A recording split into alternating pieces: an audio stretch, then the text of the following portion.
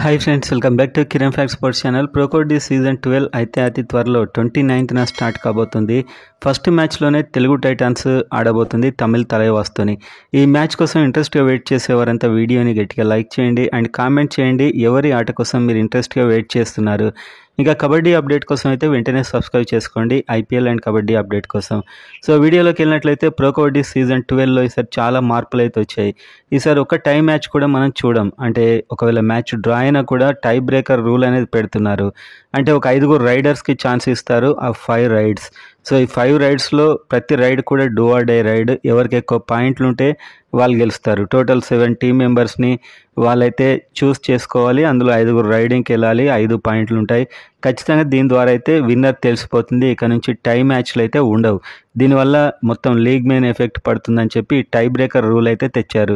చాలా ఇంట్రెస్ట్గా ఉండబోతుంది. ఖచ్చితంగా కొన్ని టై బ్రేకర్లైనా మనం చూడబోతున్నాం. అదేవిధంగా తెలుగు టైటాన్స్ టీంలో ఈసారి ఒక కొత్త ప్లేయర్ని కొన్నారు. అతడు right corner Amir Hussain Izlali.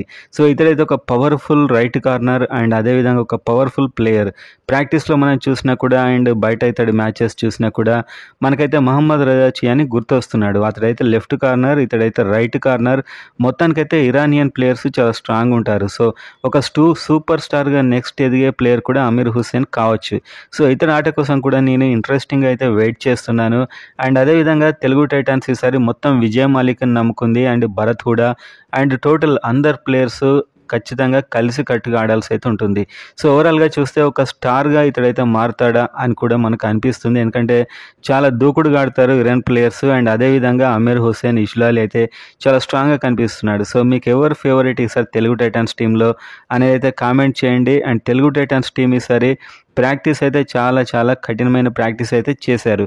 So డెఫినెట్గా బెస్ట్ రిజల్ట్స్ ఉంటాయని నేనైతే అనుకుంటున్నాను.